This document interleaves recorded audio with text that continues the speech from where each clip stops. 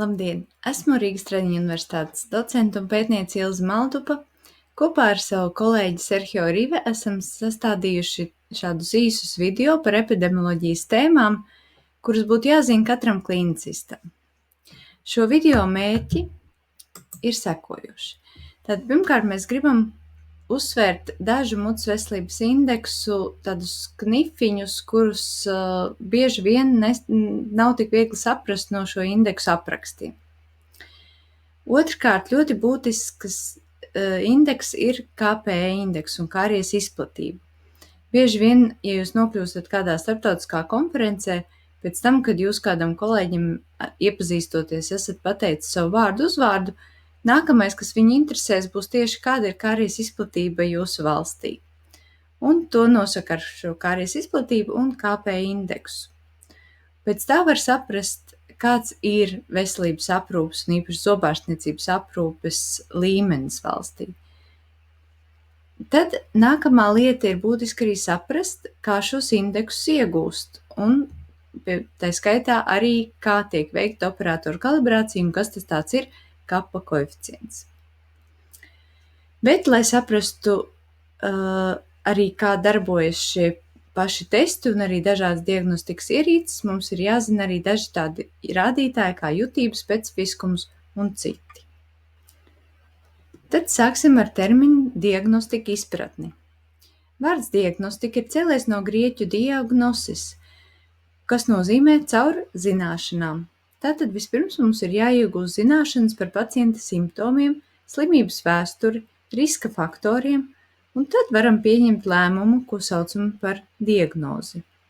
Šo lēmumu mums bieži palīdz pieņemt dažādi testi, no kuriem vien var būt laboratorijas testi, analīzes, bet citi var būt dažādu faktoru analīzes algoritmus. Jebkurā gadījumā šo testu rezultāti parasti tiek definēti vienā no šiem veidiem.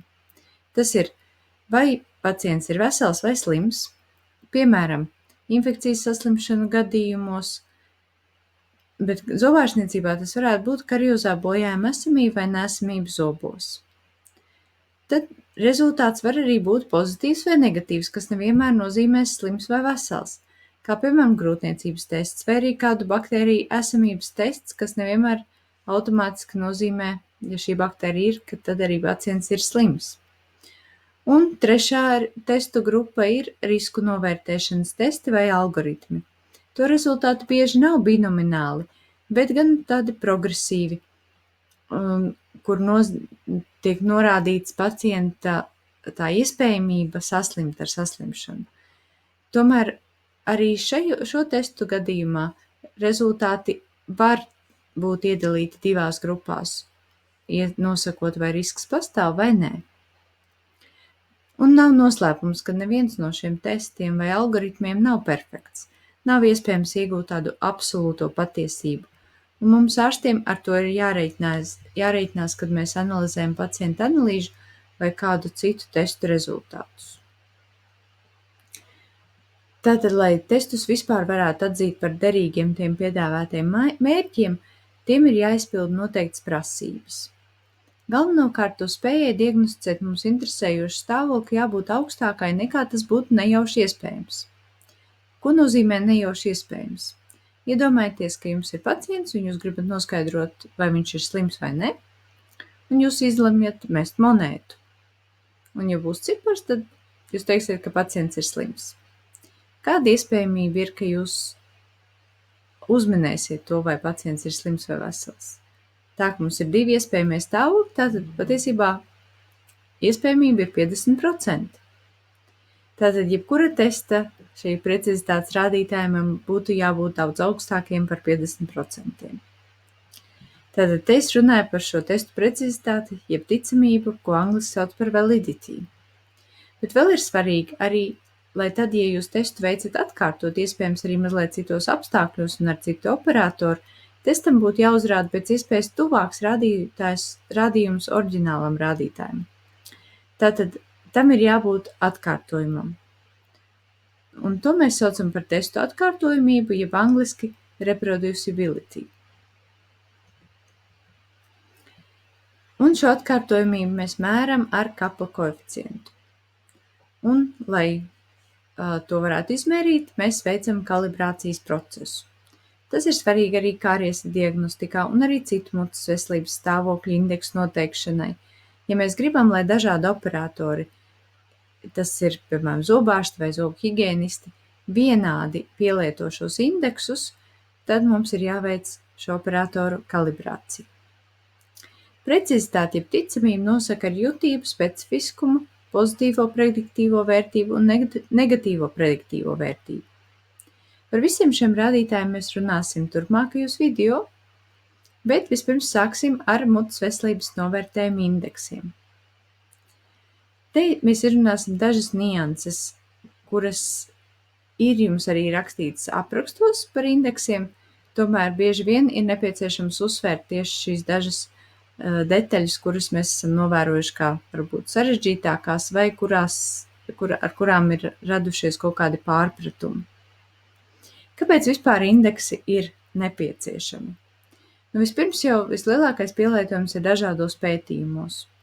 Gan epidemioloģijas, kā jūs te minēju, lai mēs raksturotu valstī mutes veselības stāvokli, un mēs varētu salīdzināt ar citām valstīm, un arī klīniskos pētījumos, jo mēs gribam noskaidrot, kā mainās mutes veselības rādītāji, ja mēs, piemēram, pielietojam kaut kādu ārstēšanu. Bet ne tikai pētījumos tas ir būtiski.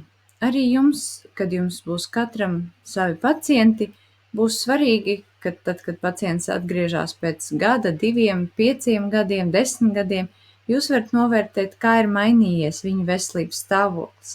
Tādēļ jums vajag kaut kādus atskaites punktus, kad jūs novērtējat viņu veselību un kā jūs viņu salīdzināsiet. Un te ļoti palīdz šie te indeksi. Tātad, ja mēs tā visu apkopējam, tad jums šie indeksi jāmācās galvenokārt 2 iemeslu dēļ. Pirmkārt, lai jūs spētu saprast epidemioloģisku pētījumu ziņojumus un publikācijas, lai jūs varētu diskutēt arī ar starptautiskiem kolēģiem par jūsu valsts stāvokli un salīdzināt to ar citām valstīm. Un otrkārt, lai jūs varētu izpildīt dažādu valsts iestāžu noteiktās normas. Ja jūs pieņemat pacientus, par kuru ārstēšanu maksā valsts, tad jums ir noteikts prasības, kādus indeksus ir jāieraksta pacienta kartiņā, lai arī jūsu darbību varētu kontrolēt. Šie indeksi varētu atšķirties un arī gadu laikā tie varētu mainīties. Tomēr saglabājas būtiska lieta, kas ir precizitāte. Jums ir jāievēro noteikti noteikumi, kā šos indeksus noteikt, kā pielietot kodus, kā viņus aprakstīt, un tas ir jāizpilda ļoti precīzi tā, kā tas ir noteikts. Tātad vispirms runāsim par aplikuma indeksiem, un pirmais no tiem ir Illness Law indeks.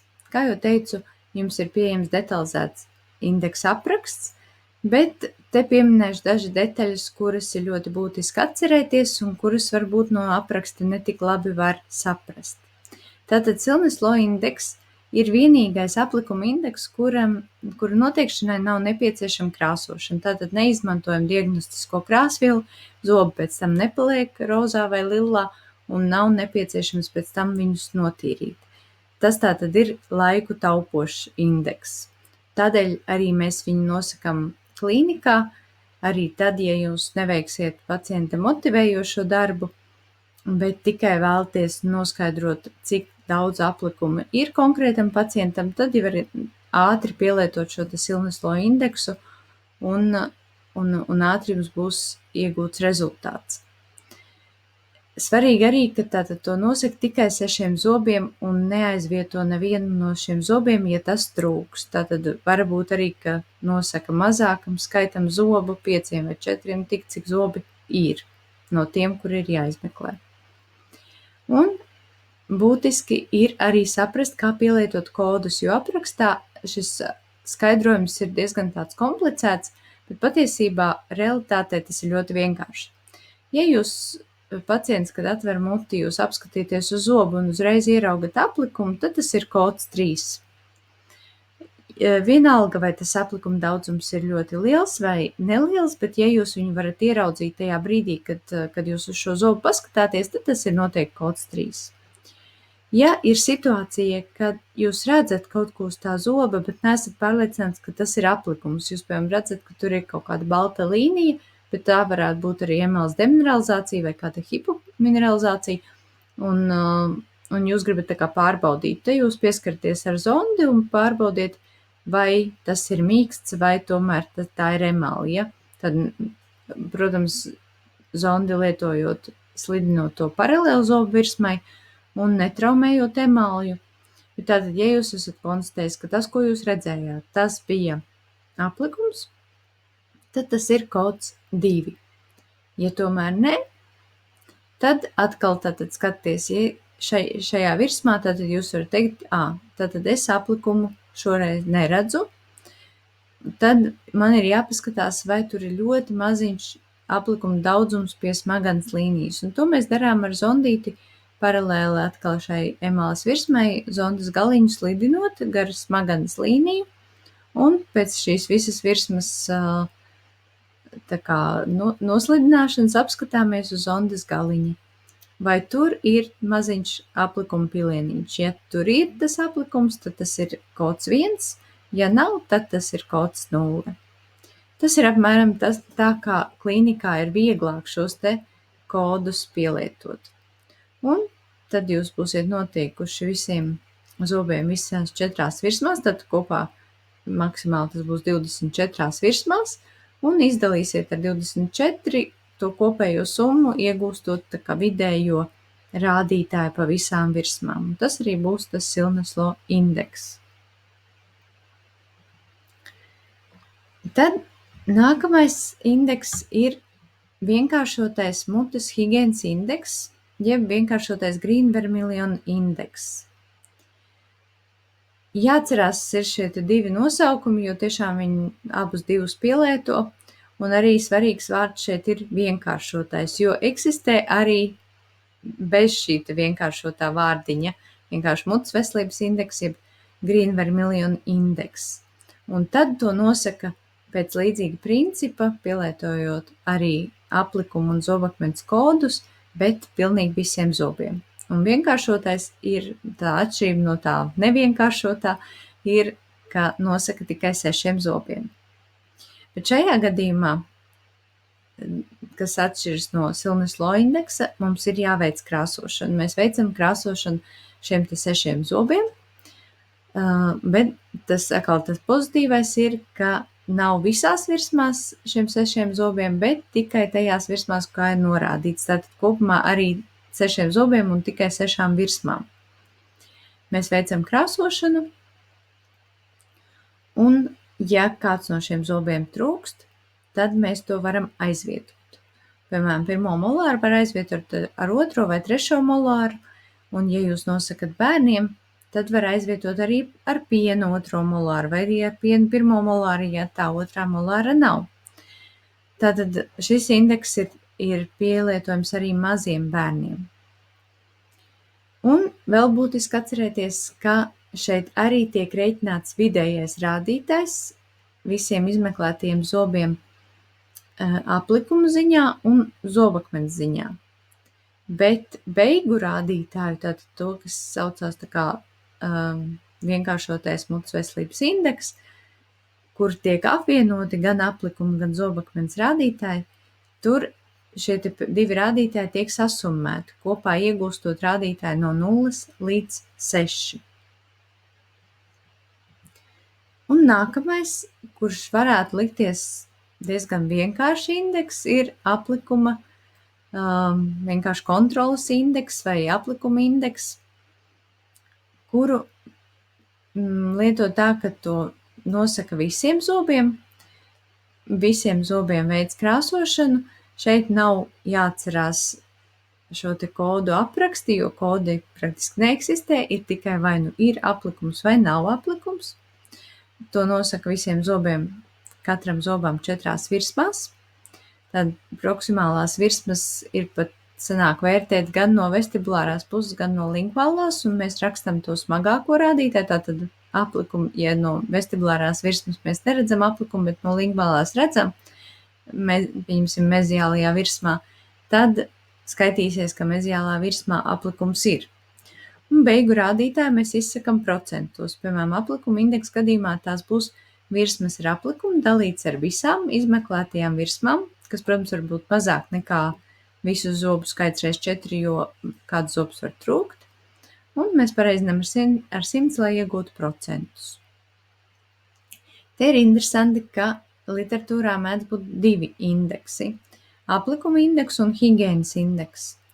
Un patiesībā tie ir viens otru kā papildina, jo higienas indeks būs tās virsmas, kas ir bez aplikuma, pret visām izmeklētajām virsmām un pareizināts ar 100%. Tad, ja mēs saskaitam aplikuma indeksu un higienas indeksu kopumā, mums vajadzētu iegūt 100%. Un tāds neliels kopsavilkums par visiem šiem aplikuma indeksiem. Te mēs varam redzēt, ka Silneslo indeksa gadījumā tas ir vienīgais indeks, kurā netiek pielietot aplikuma krāsošana, bet vienkāršotajā Green-Vermilion indeksā, jeb vienkāršotajā mutes higienas indeksā, tiek pielietota krāsošana tāpat kā aplikuma indeksa gadījumā vai arī higienas indeksa gadījumā. Izmeklējamo zobu skaits Silneslo indeksa gadījumā un Green-Vermilion indeksa gadījumā, vienkāršotajā Green-Vermilion indeksa gadījumā ir 6, bet Silneslo indeksa gadījumā to neaizvieto, nevienu zobu neaizvieto, un vienkāršotā Green-Vermilion indeksa gadījumā var aizvietot. Bet atceramies arī, ka Silneslo indeksā bija jāizmeklē visiem 6 zobiem visās 4 virsmās, un vienkāršotajā mutes higienas indeksā tikai konkrētās virsmas. Aplikuma indeksa gadījumā mēs izmeklējam visus zobus un katram zobam 4 virsmas. Silneslo indeksa gadījumā mums beigu rādītājs var būt robežās no 0 līdz 3, vienkāršotā Green-Vermilion indeksa gadījumā no 0 līdz 6 un aplikuma indeksa gadījumā vai arī higienas indeksa gadījumā no 0 līdz 100%. Tas arī īsumā viss par aplikuma indeksiem.